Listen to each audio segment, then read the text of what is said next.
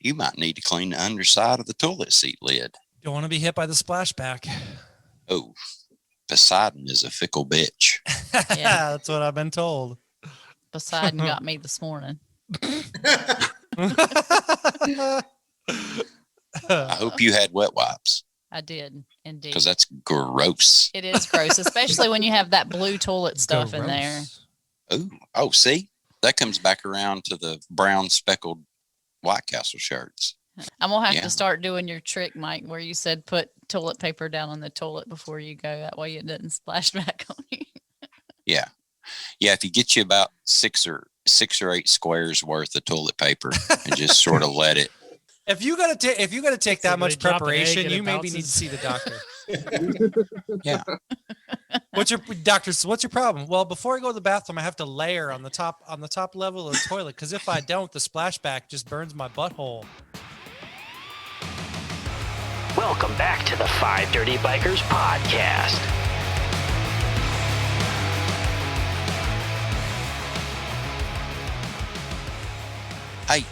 Hey, Dustin. Yeah. What in God's name and the abominable snowman? Who are we talking to tonight? Well, we got Mr. Scootin' America himself tonight. Adam Sandoval. How you doing, man? Doing good, brother. Doing very, very well. Happy to be here. Awesome. We appreciate you taking the time. Yeah, man. He's braving the snow. He's going to get frostbite. Adam, how long have you been back from Mexico? About a week and a half. Okay, so you got back just in time for everything to explode. Exactly what happened. Oh man, it's been a shit show too. It's been atrocious. It's been terrible. So, Adam, by some reason, people on the podcast do not know who you are. Why don't you tell them who you are and what you do? Oh man. Well, I'm Adam Sandoval. I'm probably most noted for owning a dog named Scooter. Everybody likes to watch him, and I get to join in. Scooter's at home in the heat right now, so that's a good thing. We got power back on, so he's home enjoying that. But yeah, I ride motorcycles. That's my jam, and I've ridden all over the country, a little bit out of country, and I'm always trying to find a way to incorporate my riding with charity. I'm trying to support my veterans. Philanthropy is a huge thing for me. We've raised millions of dollars in the motorcycle community for veterans, and we're not done. There's a lot of need out there for veterans, and I've taken it upon myself to try to be one of the voices to make a difference there. It's a great cause, dude. That really is a great cause. Veterans and their families and everybody really appreciate what you do. Yes, sir. So he's a little modest when he says he rides motorcycles. He rides the wheels off motorcycles. He just doesn't ride them. I definitely enjoy it. And if you get on his Instagram, you'll see some really good photos and videos too. Because I noticed today that you were straight out of traction.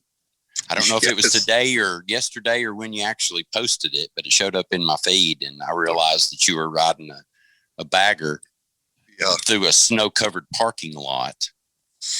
Yeah, I've done some miles in snow. Definitely snow has been a problem. So, when one of my tours was to be the first person to ride to every Harley Davidson dealership in America in one trip.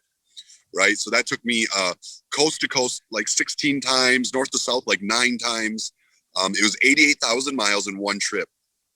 And it landed me in some very, very cold weather. But I had to ride every day. I had to hit about 2 to 3 dealers a day every day. So no matter what Mother Nature threw at me, I had to get out there and ride in it. So unfortunately, snow was definitely part of that. Man, you're up there in miles with old Scooter Tramp Scotty. Well, I don't know about that. Scooter Tramp Scotty has definitely been on the road longer than I have, and probably has more miles than I have, but I'm sure I have probably more miles in a year than he's ever done. That's for sure. He's got some stories too. Yeah, certainly longer, more miles in one trip than he's done, but he's got it figured out. My deal was tough because, I had to move every day, no matter what the weather was doing, no matter what's happening. Scooter Tramp Scotty, man, he's got this, carefree layback attitude, and he just, he'll go to his town and sit for a month, find a little work, meet some people, set up a little house. He's good. Me, I never had that quite that luxury. I had to run every day, new house every day. And not only that, you were documenting the whole thing too, solo, weren't you? I was, yeah, most of it solo. Towards the end, I started getting some help. In the beginning, there wasn't really, at least I wasn't aware of it. If there wasn't really a social media, YouTube, career type scenario. I just left and started documenting what I was doing. The trip ran twice as long as it was supposed to. I ran out of money. It was not great. I slept next to my motorcycle a lot. And then the reach grew, and then companies started reaching out to me and wanting to get involved and wanting to help, and things changed for me. But certainly, yes, for a long time, I was just documenting myself, riding all day, sit with a laptop next to my bike under a tarp at night and try to create some sort of content for people to see what I was doing. So how many dealerships was that total? Do you remember? 702 Harley Davidson dealerships. Did you have a standout one that you liked, I would say, more than the others? Or oh man, there are so many good dealers out there, and so many. It's hard to say one that I like more than the rest, because so many dealers did so much for me. So many of them took me in, gave me food, put me up, got hotel rooms, got me off the dirt. So many of them have done so much for me. But I will tell you what I think is probably the coolest Harley Davidson dealership. Okay, I'm not gonna say they're my favorite because so many have done so much good. But if I had to go to one dealership tomorrow and I could only go to one, it would be Doc's Harley Davidson in Shawano, Wisconsin. okay, No kidding. Yes, sir. Oh wow. my aunt used to live in Shawano, dude. That's awesome. I would have to say this, Adam. I remember watching some of your things, and I'd been riding bike for a long time, but I had never really done any motorcycle camping. And watching one of your videos, when I typed in motorcycle camping, yours was one of the first things that came up on YouTube. And I watched you kind of do the, pull the tarp over and sleep on the ground. And I said to my wife, I'm like, I want to do this. I want to do like an old school motorcycle trip, sleep on the ground. I did that for one night, and I was like, fuck that. Sleeping on the ground is not happening. And so I went and got an air mattress. I still love motorcycle camping, but I do not sleep on the ground. I cannot sleep on the ground. It's brutal, Did you say that Harley Davidson dealership was in Sean's Hole, Wisconsin? I think it's no. I think it was Shawano, but it might be Wausau. It's right next to Green Bay. Oh, okay. All right. SHAWNO or something like that. Or maybe Wausau. WASA. Okay. I must have. I misheard. I misunderstood. You're jacking with him, Mike. Come on. Right. Messing with me. Oh, okay. Yes. I heard that Sean's Whole Town. I heard that's Sean's Whole Town's the shit. Yeah. Well, it's a big city. It's a big place. That's a big place. That's funny. So, he's talking about riding in the snow. I watched your video of you riding in downtown New York. Screw that. Yeah. I mean, that was insane. Yeah, Manhattan's a crazy city to ride in. You just got to be aggressive. That's what I learned real quick there. You'll get run over, or you won't go anywhere. You got to be aggressive, and it's extremely dangerous. I mean, there's no two ways about it. I get people, you guys know how it is, and ladies, of course. You know how it is.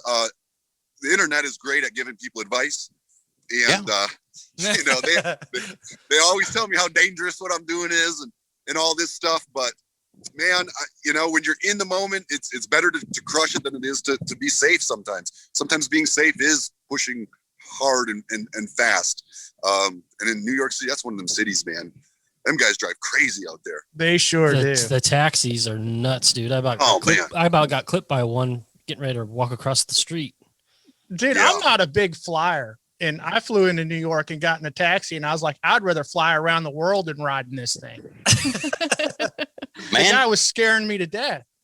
When I went to Chicago, that's the first time I'd ever been to a really big city, like, New York, whatever. And man, we got off at the train station and got in a damn cab, and I white knuckled the door handle in the cab until we got to the hotel, because I thought that motherfucker was going to kill us. We were all over the man. Yeah, no, I agree. It's terrible. And So then not only has Adam rode across the country multiple times on the road, you just did it off road. Yeah, that was an exciting thing, something I always wanted to do. Yeah. So I do want to ask a question, because this question was brought up to me by one of our Discord members.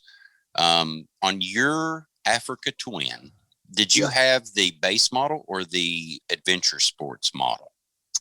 I had the base model, but I did have the DCT. So I had the automatic transmission. Okay. His question to me was my thoughts on it. And I spoke with him on the phone, and I'm trying to figure out the difference in the electronic suspension versus the base model suspension, if it is worth the $3,500 upgrade. So my opinion would be this. I have not tried the electronic suspension, okay, but I can tell you what I know about the base suspension. Right. And that is, it sucks. Okay. Yeah. It's too soft. It's just too soft. You put any weight on that bike, or you hit anything hard, and it's too soft. And listen, I'm no off-road expert. You know, I think we got cut off there a little bit when you asked me what my dirt experience was. I mean, it was zero. I bought that motorcycle, and I think it was 3 weeks later I was on the tap. So I had like 3 weeks of experience on off-road, and I went, from coast to coast off-road across the country, and very little experience, but it didn't take me long to figure out that front suspension is, the back's fine, but the front just way too soft. Okay. Was that when you were talking about the suspension, was that on your bike or Ashley's bike that the front suspension blew out? The front suspension blew out on my bike. Yeah. On your bike. Okay. Mm-hmm. Yeah. So to answer your question, I personally, if I had to do it over again, would not probably spend the $3,500 on that suspension. I would probably find an aftermarket suspension company and spend half of that and get something that works really well. Okay. All right. If I was taking that choice. I've got a CRF 450L, and I mean, I love the suspension on that thing, but I'm just not familiar with the twin and the electronic suspension portion of it. And so that was just one question I had, because I knew you did a few clicks on one. So I figured I would ask. A couple. So how was the DCT? Is it? So the DCT is almost like cheating. I mean, it was really easy. I mean, it was so simple. Yeah, it felt like cheating, man. Anybody I rode with, I was just like, wow, I got it way easier than them. The advantages are, just constant throttle control. I could run a camera in one hand and never have to worry about running my gear too low or anything. You know what I mean? So it's really great for filming, because that's how I film. I ride one-handed with a camera in the other hand, and whatever I shoot is what I shoot. So it was really great for that. And it was really good across the board. The only time it was a disadvantage is if things got very technical, because then you can't kill the power. You know what I mean? So and again, I'm not an expert, so I'm sure there's guys out there who are saying no, this and that, but whatever they're saying, from my experience, you couldn't kill the power. So if you got a little bit too much throttle on a bump or something like that, you got to just hang on, because you can't pull in the clutch to slow the bike down. Yeah. You know what I mean? Yeah. You got to brake and do what you can there, but there's no killing the power. There's no easing the power on with a clutch. If you get in a single track, it sucks. It's definitely not, but it's a big bike. It's not a single track bike. It's not designed for single track. There are guys that can ride it on single track, I'm sure. But so single track, the DCT sucks. Cruising the country, I'd buy another one in a second. Do you happen to have you owned a bike with a recluse in it? I have not owned a bike. I mean, technically, or have I guess ridden or anything. I mean, yeah. I was trying to figure out if, I know you have to switch gears, but the whole thing with the recluse is you don't lose that. You're not having to worry with the clutch necessarily, and all of that. You can just shift and go. And I didn't know if that would be a better, or if that was any sort of thing to that. But I think a recluse would be probably superior to the DCT in the technical stuff, because you have the option of the clutch, right? Yeah. Even though it's a recluse, you still have the option to kill that power with that clutch or feather that power.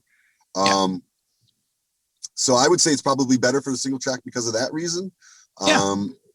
But on the open road, I'd say it's probably still not as good as the DCT because you're still having to shift. But it's still, it's good. I had a recluse. I built a trike for a veteran that was missing 2 legs and 1 hand and only had 2 fingers on the hand he had. Wow. And so I built, So I built a trike for him, and that's what we put in a recluse clutch. Mm-hmm. Yeah. So I rode it a little bit, but I haven't done any real miles on it. Yeah. All right. Well, that is awesome. That is awesome. Yeah, it was an honor to do it. It was great. Does the Transamerica Highway, does it go completely across the United States? Correct. From coast to coast. So from South Carolina to Washington State. Oh, so it doesn't go straight across. It kind of goes at a diagonal. Correct. Yeah. Once you get to like Nevada area, once you come out of Colorado, you go into Nevada, and then it cuts up, through Utah, piece of Utah, and then Moab, all that, and then up into Oregon, and then into Washington. Yeah. I know, it's beautiful country. In some of your videos, that son of a bitch looked a little dicey. Man, I wish I could have captured it. It was downright scary. I mean, it was downright scary. And, I feel kind of bad because I brought a couple vets on the trip. And, that's kind of one of my things I love to do is, get veterans and take them on road trips, and I'll just, it's not people always ask me, is that a charity? And it's not a charity. It's just a man spending his money doing what he loves to do. You know what I mean? So I pay their way and I pay their fuel and their lodging and their food. And, the only thing I won't buy for them is their booze, because some of them boys can drink. but I pay their way, and I just do it out of whatever I make in a year. I'll take a piece of it off and I'll use it to take veterans on trips. And there's no tax write-off or anything funny like that, like 501c3 status. It's just enjoy it. So I guess full circle, the biggest thing with that was I kind of got some guys in some situations that maybe were a little extreme. I had a guy break his leg out there. I had another guy get in some situations where we just had to turn around. It was very extreme once we got to Colorado. And then once we got like the Oregon, after we went through Moab, everything just turned to sugar sand. I mean, I think probably for me, the worst section of trail was we went 64 miles. And I think it took us, don't quote me on this, but I want to say it took us 14 hours. Holy. Yeah. Was it just brutal, the dude. elevation and the twisties, or what was it was exactly? Sand, man. You'd ride for 5 feet, and then your bike would wash out, and you'd pick it up, and you'd ride for 5 more feet, and your bike would wash out, and you'd pick it up. Was there straightaways at all, or were you doing single track through sugar sand? No, it was a straightaway. I mean, most of it was straight, desert. Yeah. But the problem is once you get into it, there's just no getting out. You know what I mean? And it's just deep. It's deep sand. I mean, straight down your swing arm in sand. Yeah. You know what I mean? And there's no way to get enough traction to be able to propel yourself is the stay thing. on top of it. Right. Yeah. And then when it does turn, I mean, maybe there's guys that can just float on this stuff and ride, but for a guy like me and the guys I had on there, man, it worked us out. Yeah. Man. Yeah. Well, I will say this. There's videos, you can see it all. back to the guy who actually, who broke his leg and stuff like that. I mean, man, that happens to the best of riders. If you just hit something off camber, off center, and lose your balance, and your bike goes up against a tree or a rock, snap, you're done.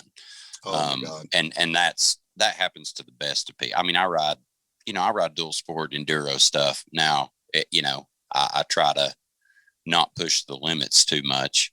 But that's, and you're too old, you'll break a hip. I know. I'll forget. Hell, I'm too old. I forget how to get home. Look who's talking. I know better to do that. Oh man. Adam, let's talk K River a little bit, man. All right. So you got some good news, within the last week or so about a nomination.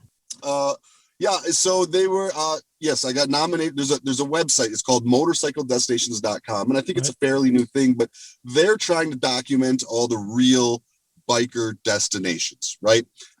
You know, and this is something, I think they're onto something, because when I did travel the country, I would get into a new town and the first thing I'd do is like, okay, where can I find other bikes? You know what I mean? And you start looking, there's not a good place to find real biker destinations where I can run into other bikers that are like-minded, that are, you know, immersed in the culture, and, you know, that I can ride with and meet with. You know, every Burger King that held a bike night on a Thursday 5 weeks ago is listed as a biker friendly place on the websites that are out there. You know, and there's just no way to differentiate true motorcycle destinations and everybody who's just friendly to motorcycles. So they've started this website, and they nominated my campground, the K River Campground, as one of the best motorcycle campgrounds in America. And it was an honor, because I don't necessarily know that I think it's one of the best in America, but I think it's honor that they chose me. I think it's because of our free veteran camping. I think that has a lot to do with it. And the motorcycle events. We do host a lot of motorcycle events there. So have you kept any sort of tally about how many veterans have been in and out of K River? Man, the answer would be yes. I don't know the answer off the top of my head, but Cheryl, she runs the office. She could definitely tell you. Okay. But it's, I mean, our veteran, so we've got one veteran cabin up and running right now. It's, you know, exclusively for veterans. It's free 7 days a week, 365 days a year. That thing's rented almost every day, all year long. And I say rented, booked, I should say, because they pay nothing. And then we've got about 20 tent spots and about 3 RV spots in kind of a veterans area that we kind of, you know, this area is strictly for veterans, so they can be around like-minded people, and they can get away from the crowds of the rest of the campground whenever they want. That place, I mean, it stays busy right there. And then we're just about complete with a second cabin, which is for disabled veterans. It's all handicap accessible, roll-in showers, ramp to get in, push button open door, so you know they don't have to ask somebody to open the door for them. That can be a real struggle. You know, independence. You know, a lot of these veterans are these are men and women who have, you know, been extremely self-sufficient and independent and everything, and then you take away the ability to use arms and legs, and all of a sudden you start to become more dependent on other people. And that can do a lot to someone's psyche, their energy, their personality. So just simple things like pushing the button on a wall that the door opens for you, you can get out of the cabin and you don't have to ask somebody to open the door for you. You know what I mean? You can bump it with your chair or with your elbow or whatever. You don't have to ask somebody to help you just to go outside. You know, I used to say, how would it be to be married or something and get in an argument with your spouse, and then you want to get away, and you're like, can you come open this door and let me outside? You know what I mean? Like, you want to just be able to go outside, right? I know exactly what you mean. So just designing this cabin so that they have some independence. That's what really was important to me on this project. And I think we've hit it. Very nice. Congrats, dude. Awesome. It's seeing a lot of success. A lot of people, like I said, really appreciate it, and good for you. Really good cause. I think it's good. Oh yeah. So what made you get involved with veterans and helping them out? What was the reason behind that? You know, so I get asked this question a lot, and usually it's just a real, you know, simple, fast, generic answer, which is like, listen, temptation, distractions kept me from joining the military, and, you know, regret made me want to do something about it. And that's accurate. But the reality is, you know, when I was a kid and when I was probably the age when a lot of young men and women were you know, joining the military to fight for the country, I was messing up. I was a wild child. I was causing problems. And when I got in my 30s, it really started to sink in, because I had buddies who were coming home, buddies who didn't come home.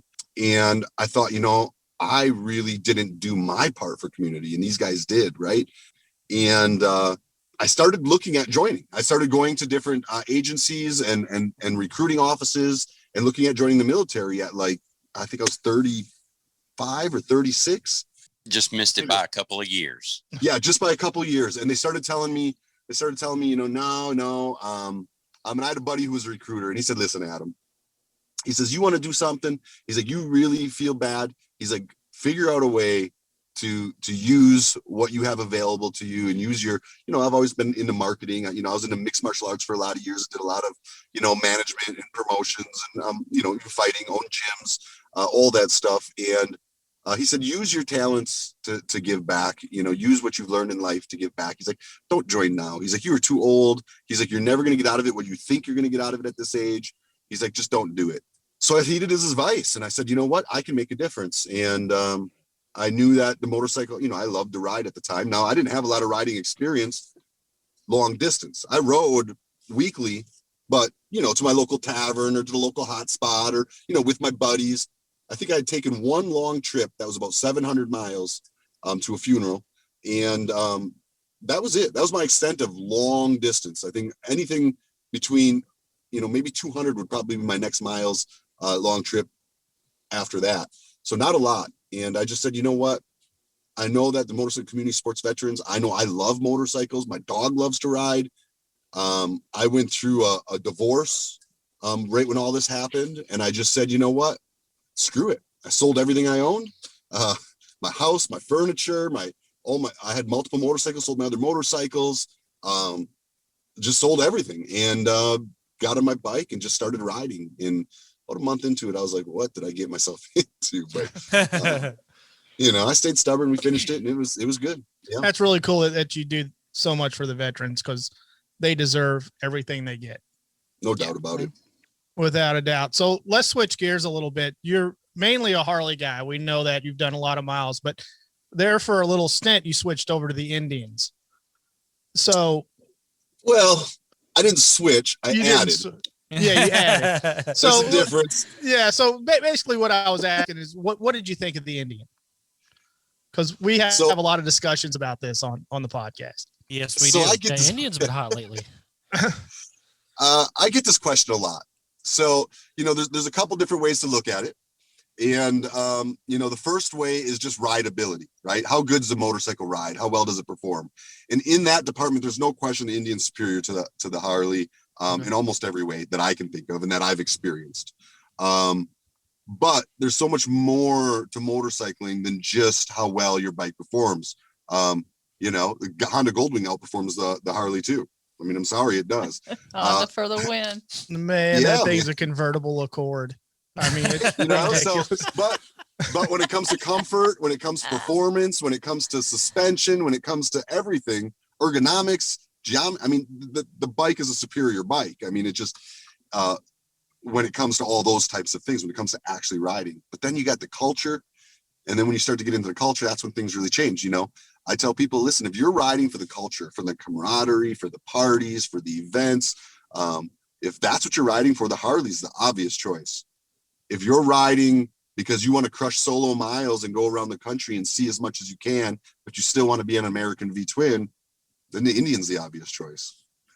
Fair enough. Well, it seems like Harley, Harley has always been about brotherhood and camaraderie and everything else. And for some strange reason, I don't picture a group of Goldwing guys breaking a glass bottle on the bar saying, come on, fucker, let's go outside. So I got a story for you. This is kind of a funny one. I had a guy that was riding a metric bike with all of his buddies. And I was by myself. I was the only Harley guy. I was in a campground where they were hosting some sort of metric bike rally. And, I pull in with my bike all weighted down, my old Evolution 1996 Electric Glide with my dog on the back. And someone's telling the guy who's running the campground's telling the lead guy from this group about me and what I do. And he's like, oh, that many miles on a Harley Davidson's. I'm like, yeah. He's like, oh, that's a lot of Marlboros and beer. I just looked at him. I said, no, brother. I said, that's a lot of whiskey and women. Let Phil go. He'll probably agree with you. Yeah. Yeah. It was a joke. It was fun. But yeah, that's where the culture, Harley definitely has the lead in that aspect, culture. And in our Discord, we have anybody can join and it's free. It's fucking free. But we have all different bikes, metric, American, whatever. You know, nobody gets judged for what they ride, and you know, we don't judge anyone. For sure. And that's, you know, it's all about the community portion of it, you know, but definitely when it comes to, I guess when you were riding your Indian, was it harder to find a dealership that would be close by if you needed repairs or needed something fixed? I mean, the obvious answer is yes, I think, you know, because there's less dealers. Yeah. It was never a problem for me, you know, because I was riding, you know, a new Indian, and the only time I really had to go to a dealer is if I needed service. So, you know, repair wasn't a big deal. So, you know, maybe, you know, and this whole Indian, you know, movement's fairly new. So most of the Indians on the road are pretty new. So I don't think that's an issue right now. I think it's definitely something to talk about, but I don't think it's a real issue for the rider until maybe another 10 years, 5 years, when these bikes start getting older. Then you might see some, but who knows what dealership status is. Harley's canceling 200 dealers this year, right? So, you know, who knows where that sits when that happens, in my opinion. But yeah, there's definitely less dealers. You got less of a support network when you're out traveling. There's no doubt about it, but they're still in every major city. You know what I mean? You're still never more than a couple 100 miles away from one, where Harley, sometimes, you know, the dealers are 15 miles apart, but you know, you can still make it happen. It never was an issue for me. I could see it being an issue in the future, though, if they don't expand their dealership network. Do you think, Adam, that my issue, or what I've always posed as kind of the downfall right now, is to me, at least, Indian needs to catch up in the aftermarket parts area. You know, it seems like they're making a good bike, but I think one thing that almost every motorcyclist I know loves about their bike is making it their own. I mean, Tony just bought a, you know, 2021 Street Bob, and it was stock for about 4 seconds.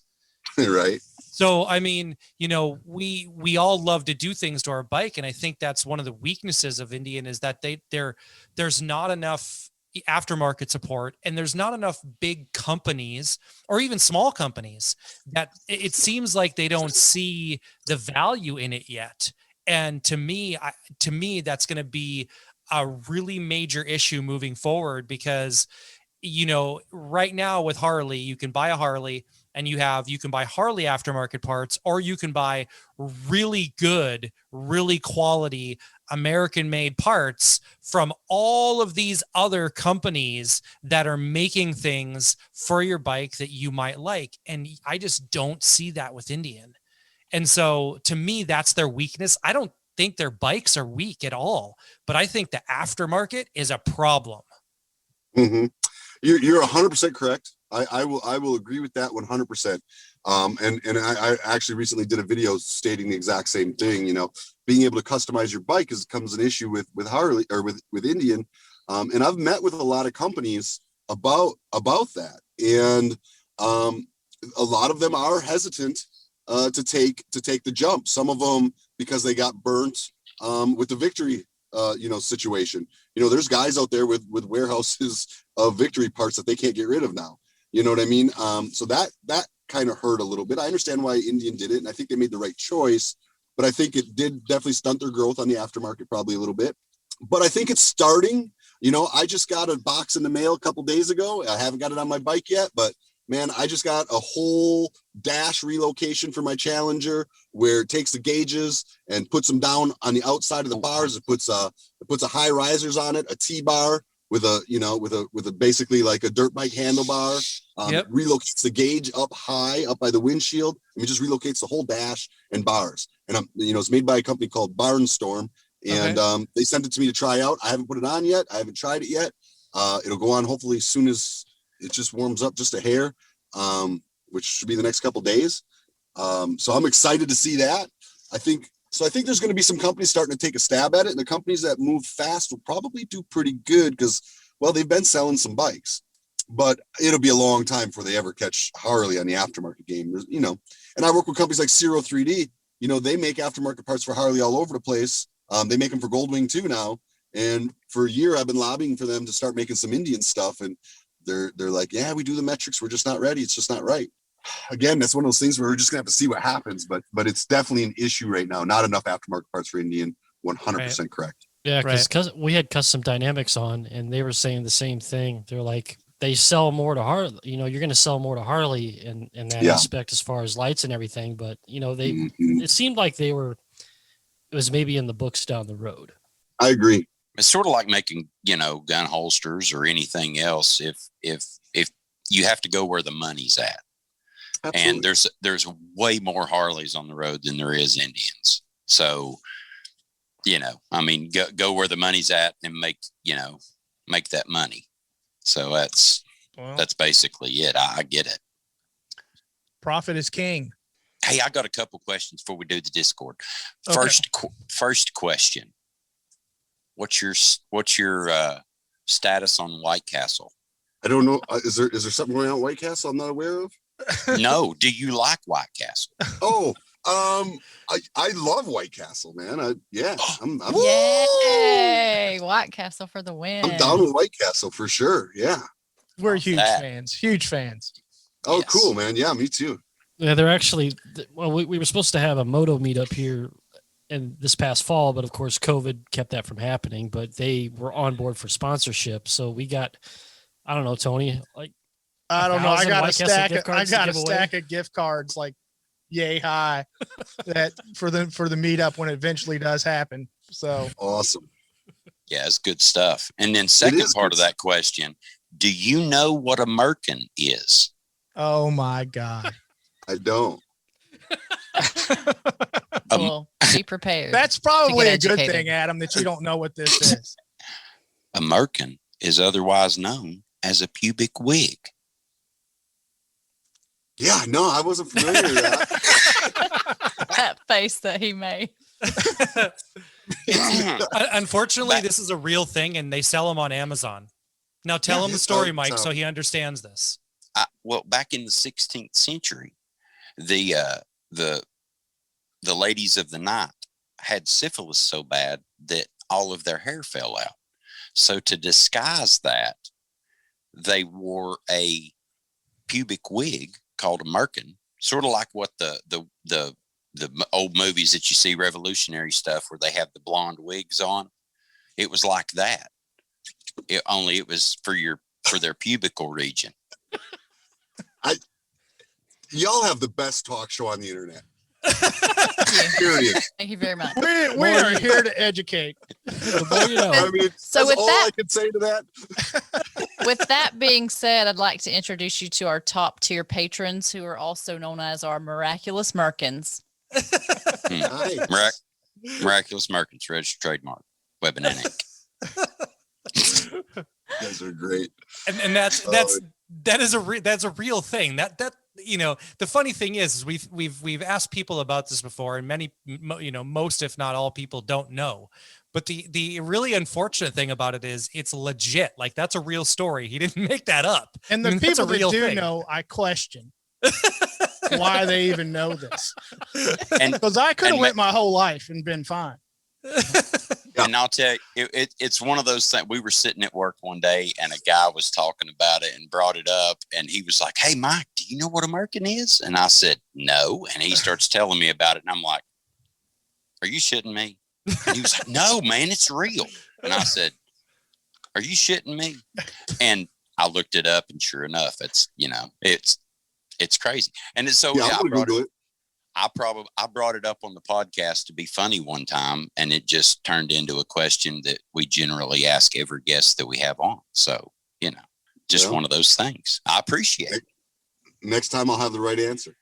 So we'll go ahead and we're going to give a shout out to our miraculous merkins. Thank you for doing what you do for us every month, as well as all of our Patreon tiers. Thank you guys very much for supporting FDB and what we do on this show. So going down the line, we got Matt, Chris, Kenneth, Andrew, Mike, Phillip, Robbie, Matt, and Walter. Thank you for being our miraculous merkins.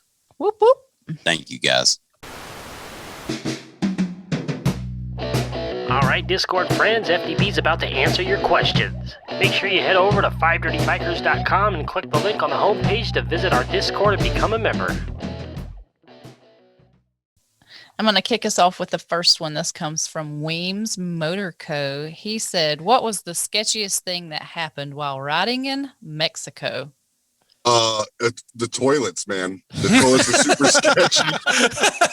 Yeah. The toilet situation was super sketchy. The roads in the Baja where I was, I can't speak to where I wasn't, but where I was, the roads were pretty good. The problem was when you got into the towns, the side roads, the highways were good. The side roads, a lot of times, are dirt with a lot of potholes. But if you got good suspension, you know how to scan and you know how to ride, it's not a huge issue. I mean, it's totally doable on a bagger. But like going around corners, there'd be a lot of debris. Like you come around a corner, there's rocks, that fell in the road. They'd probably been there for a month. I don't think they have the road service that we have to get the roads clean again. So debris in the road is probably the most dangerous thing in Mexico. The toilets were definitely the most sketchy thing in Mexico. So was it one of those where you're looking for the flush handle and then it's not there? Oh, yeah. I mean, there was no porcelain. You know what I mean? Yeah. Porcelain would have been a nice start. That would have been a plus. Yeah, flush handles 3 stages back, man. Yeah. So no bidets in Mexico. Yeah, no bidets. So Adam, you might appreciate this, being a motorcycle rider and knowing some history. So Weems Motor Co.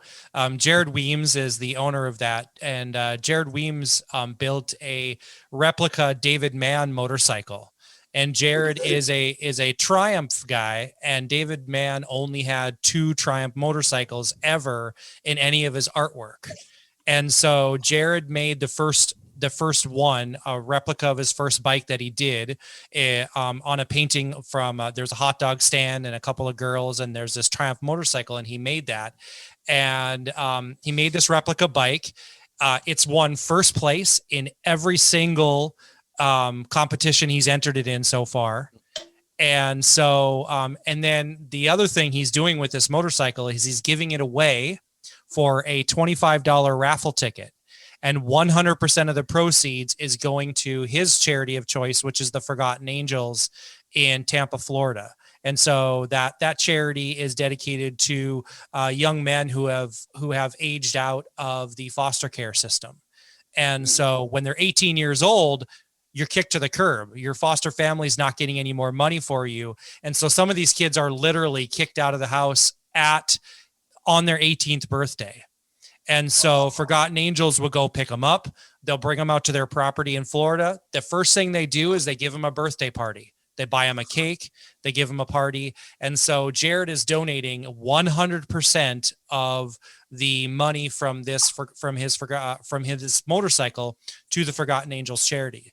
And so that's one of the things we're doing, actually, is we're donating 100% of our Patreon dollars from our February Patreon to the Forgotten Angels charity to support Jared. Jared's a very good friend of the podcast, but he is an amazing bike builder. And I'm going to very luckily be able to see his second David Mann bike. So he built the second bike now that he's unveiling this weekend at Choppertown Live in Florida this weekend. So it's in Sarasota, Florida, and I will be in Sarasota this weekend, and I'm going to be able to see his unveiling of his second bike. But he'll have both bikes there. And so, the bike is absolutely positively the one that he's giving away is amazing. His new bike is amazing too, but he's a Triumph guy is what he is. So, but yeah, he is definitely, an amazing bike builder and does some great charity work. And another connection to you guys, he's also a veteran. So, he was a paratrooper, and he has something like, I don't remember what he said, well over 200 jumps under his belt. So not me. Very cool. I don't even like flying in a plane, no less jumping out of the bastard. Me either. But yeah, he's a good dude. So Tim Gilland asks, was it hard to teach Scooter how to ride on the bike and not be scared, or did he just come natural to it, or did he just take to it? Okay. Yeah. So Scooter never knew anything different. He was riding before he knew his name. He was riding at probably 15 weeks old. Oh wow. So yeah. He was this big when he was riding. In your pocket, dude. Yeah. My girlfriend at the time just had a mesh bag, and we put him in that mesh bag, and she'd jump on the back of the bike and we'd take off. So you carry him around like a sugar glider. That's exactly right. Yeah. So yeah, he's just never known any different. I mean, it's just been part of his life forever. You know, when we left on our trip and to live off the bike for the years that we did, I mean, he it's not like something I trained him to do. He just always was on the bike with me. Yeah, from birth. So. And I remember that in some of those.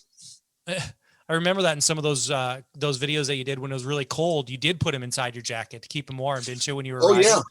Yeah, his little head be poking out right here. Yeah. That's cool. He's the star of the show now, isn't he? Yeah, well, I tell people he's the show and I'm the chauffeur. There you go. That's the way that works. That's right. Cool. I mean, he's got to be one of the toughest dogs on the planet to survive, a couple of motorcycle accidents and a bus accident? Dude, he's tough as nails, man. That dog, I tell you, he has been through it and he just keeps going. He just, he's super tough. He's had a rough year, man. Illness and health has not been good for him this last year, but he's coming out of it great. He's doing really good right now. So he's kind of back to his old self, which I'm really excited about. He's on a lot of medication. That's nice. He earns his stripes though, right? Yeah, man, he has. And that's why, you know, people are like, man, I see this Jeep stuff coming in. And it's like, you know what? I still want to chill with my dog. And he just can't, because of his diseases and because of his illnesses and his medications, he just can't handle the extreme temperatures like he used to. You know, I used to throw him in the back of my bike and, you know, it'd be 110 degrees outside and we'd take off for 600 miles, 800 miles is no thing to do in a day, you know, and I'd stop at gas stations and just fill his bag with ice and he'd lay on the ice and we'd roll out. And, you know, and then in the winters, I got a heated jacket and I cut all the elements out of the heated jacket and duct taped them to the inside of his bag and plugged it into my motorcycle, and he had heat back there. And I mean, he'd ride around in, you know, 20-degree weather, no problem. And if it got real bad, he'd just go in my jacket. We'd keep each other warm, and he just can't do that no more, man. It's just not a reality, and it sucks. And it really sucks when people are like, oh man, we want to see Scooter riding with you. But unfortunately those days, are not necessarily all behind me, but unless the weather's perfect, the distance is perfect, I know he's going to be okay. I just don't put him through it. Yeah. He used to love it. You know, people be like, how do you know your dog wants to ride with you? You know, like I said, every internet knows that, you know, how do you know? And I'm like, man, you know, Scooter's gonna be 14 years old here next month. And, I can tell when he likes something and doesn't like something. He lets me know, you know, we communicate, right? And, he's let me know that he doesn't like it in extreme cold and extreme heat anymore. So I don't make him do it. There you go. Yeah, buddy. That's good. That's good Doge dad. That's what that is. Well, he's a good dog, man. Good. It's good I love stuff. him to death. Mm-hmm. Okay. Right. Who's got the next?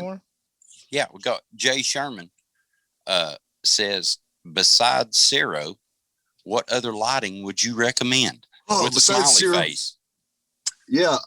You know, I had some what is it, Custom Dynamics? I had some of their stuff.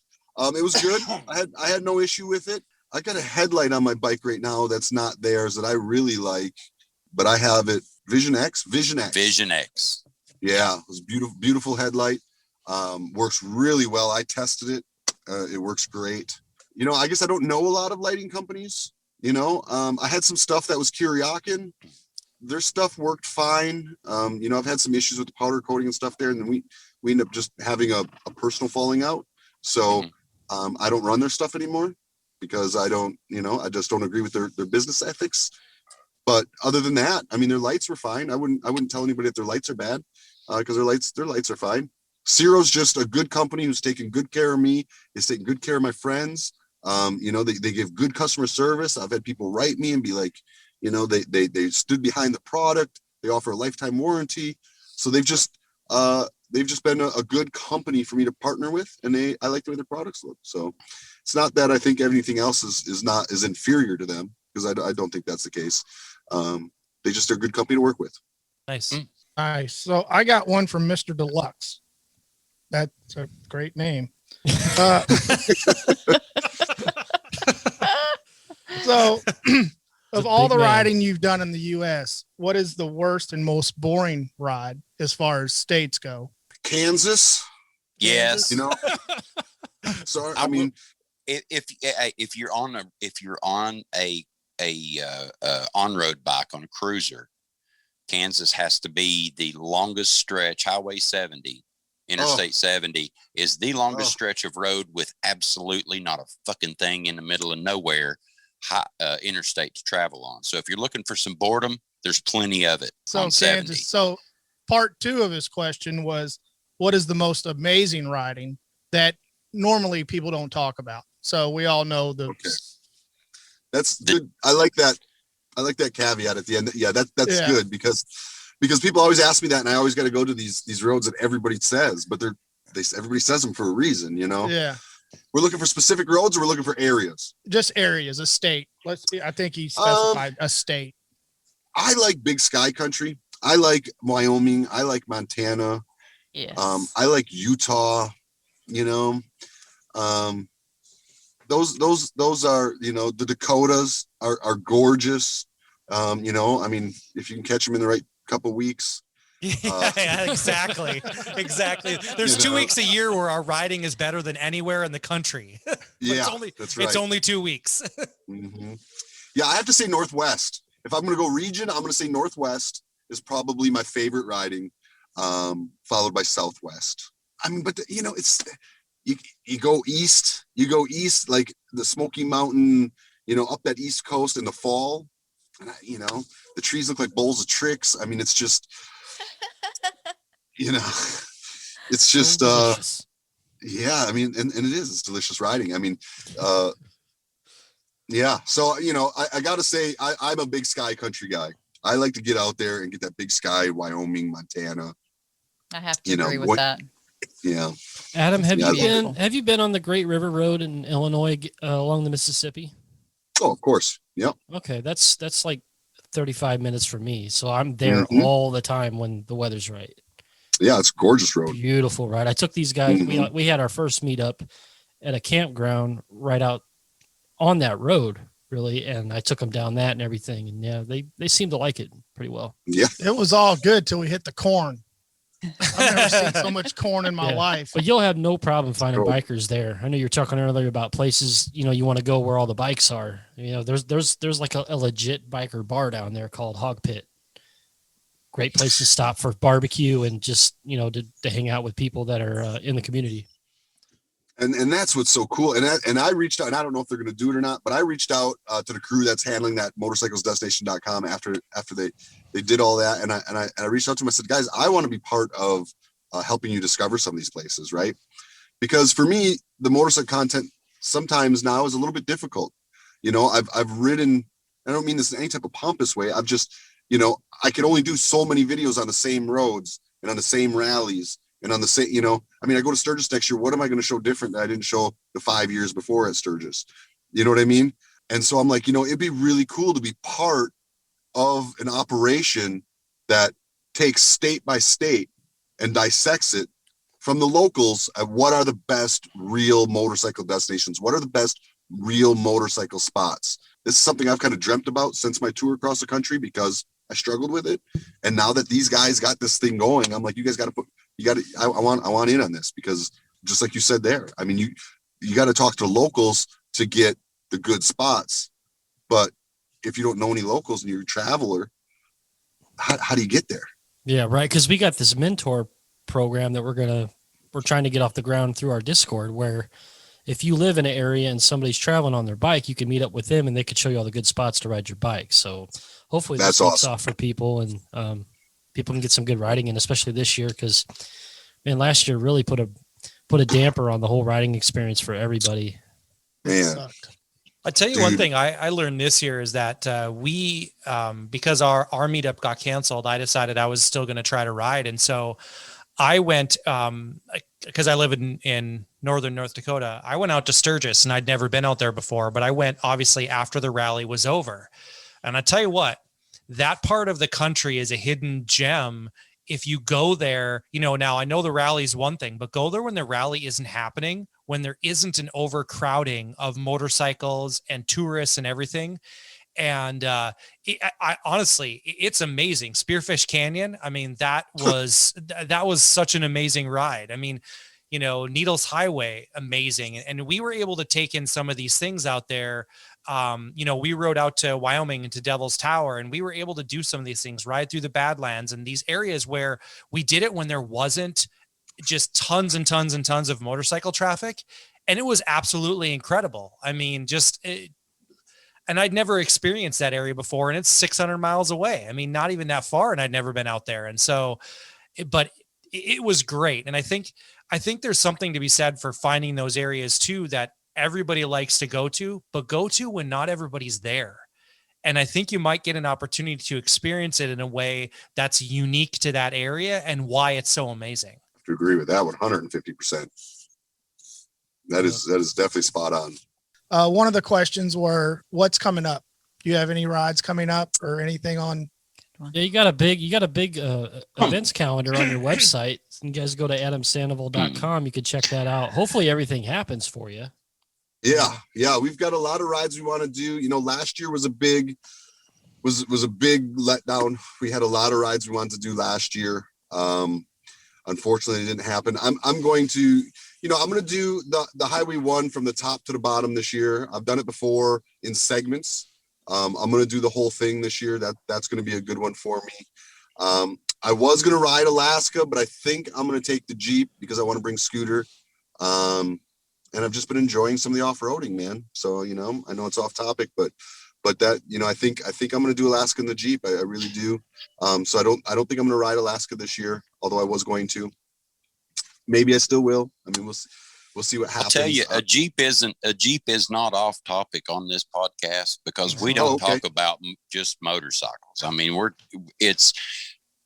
talk about people, we talk about their lives, and we talk about our lives, and it's about what motorcyclists do. Yeah, we're going to ride motorcycles, but more importantly, it's people have a personal life and people, so it's just getting to know people and talking with people and stuff on a personal level as well.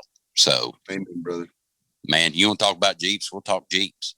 No, I was just, saying that, you might see that on there, but it's probably not going to be on a motorcycle this year. I would like to do some more off-road stuff. I mean, I really did enjoy it. It's an exercise. I mean, it is very physical, extremely, nothing like riding a bagger, extremely physical. And I really enjoyed that aspect of it. Yeah, I don't want to release, I got a couple other things in the work right now out of the country that I'd really like to do. I don't know what's going to happen with them, so I don't want to speak out of turn. But there's going to be a lot of riding. I can tell you that. I can't wait. That's a good thing. Yeah, I think everybody's ready to get back on the bike. Oh, yeah, for sure. For sure. I was going to say, I don't know, some of these rallies I'm concerned about, Arizona Bike Week. That's another, some rallies have just really epic riding around them. Sturgis, epic riding around it. Arizona Bike Week, epic riding around it. After the hit they took last year, letting them open and then controlling people the way they did. I mean, they had like little circles where people had to like stand in. And I mean, it was, I wasn't there, but I heard a lot of people talk about it. I watched a lot of videos on it. And I've heard a lot of feedback, and it's sad. And I hope that some of these rallies and some of these events, especially in these beautiful riding areas, can bounce back from this because, man, it's just a shame. It's a shame what's happened. Yeah, a lot of people have had to suffer. Yeah, man. Both sides of the politic ladder, both sides of everything. It doesn't matter if you're wealthy, doesn't matter if you're poor. Everyone has suffered because of the whole COVID thing. So this whole winter storm Uri or whatever it is right now ain't helping either. No, God, this winter storm sucks. Is it named Uria? Is that the name of this winter storm? If it was Uri or Uria. Uria. I'll straight up winter storm after piss. That's a great idea. They should have named it urethra because this winter storm can suck a dick. Yes, it can. I agree. Suck a dick is bad. That's not good. So we better fill you in, and we'll edit this out of the podcast. So I don't want you to be completely in the dark here, Adam. So we do this segment now at the end, usually called Word of the Day, and this really came up totally from an inside joke, kind of between Mike and I, is where this came from. But what Mike does, and he's going to do this, we're not going to know the word. He takes a word and he will pronounce it phonetically. Butcher the shit out of it. Yeah, not the actual way the word is pronounced, and then he's going to give us kind of a sentence and how it's used and where it comes from and all that kind of stuff. But it's funny because when you break down some of these words, he takes a regular normal word that you've heard before, and you will not know what word he's saying. So now you're in on the joke, so you're not left totally in the dark about what the segment is, and we call it word of the day. And so now you know. And we usually make something sexual out of it. It just always goes that way. for whatever reason. It usually goes sideways. And a lot of them do not make the podcast because we would get kicked off. They all make the podcast. Yeah. So yeah, just so you know, the level of inappropriateness goes way up right about now. All right, let's do it. Hey, I think that, Brian, this is a good idea. If we have any guests on, we need to run that before I do it, because most people look at me like, man, this guy can't read. He's an idiot. He's horrible. He does not know what he's doing. Yeah. All right. I like it. And now it's time for the With Banana Mono Word of the Day. It's like jet fuel for your mind. Speaking of winter storms and piss, snow cones. Hey, Frank Zappa once said, "Don't eat the yellow snow." The word of the day is accoutrement. That coochie needed a mint. When I first so bad it needs a mint. When I first saw it, I thought it almost said a cooch cement. Oh, very bad idea. Yeah. Wax that stuff shut. That's not funny. What? I was thinking more of a glazed lady finger. Oh God. This cannot make the podcast. I mean, it will because I'm editing. Oh my God. Oh yeah. Continue. Sorry. A lady finger? No. Spelling is upside down E dash KOOSH dash M upside down E NT. Holy shit. I don't. I told you. Yeah. Accoustiations would be schwa, couche, schwant. It's a noun. Comes from French, late 18th century. Oui, oui. Yeah. That's where it comes from. First and what? That's where the cooch comes from? Oh my God. No, that's sort of where this word comes from. Oh, okay. Yeah. First and only definition is the process of giving birth to a baby. Oh. That's the definition. Well, I'm really lost on this word. Though, I'm lost. I thought I Yeah, knew what it man. was. That cooch definitely needs a mint after that. Oh trust me. my. Tony turned in his chair, y'all. We can't even see how red his face is because he's the other direction now. Hey, Tony, that's an awful pretty Mike. picture Yes, you Mike. have hanging up back there. Yeah. Yeah. Oh my. I noticed you was looking at it a second ago. Yeah. I think that's his Dave Matthews concert poster. That's one of them. Yeah. Yeah. Hey, Oh, boy. you know how babies are made? Unfortunately, yeah, I have 3 of them. Dave Matthews talked about it. He said, "Crash into me." Yeah. Yes, he did. Hey, Tony, would you Yes, like for Mike. me to use accoutrement in a sentence? Yes, please. Okay. Examples of accoutrement in a sentence. It took the entire zoo team to assist the elephant during her accoutrement. All right. That's unfortunate. I still don't know what this word is. Okay. Well, maybe this other. I need another maybe this- sentence. Maybe this Yeah, I next will- one will help me out. I hope so. Second example of accoutrement in a sentence, every mother has a different method to make accoutrement bearable. I'm not touching that one.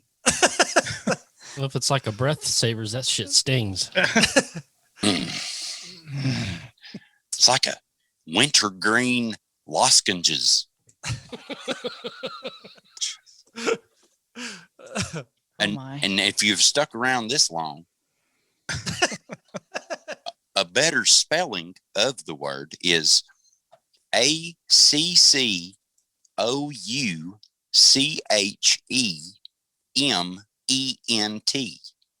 That still didn't help me. That didn't help me. No, I'm like, is this? I didn't know there was two spellings. Yeah. Well, there's the one that's the phonetic spelling. There's pronunciations or whatever.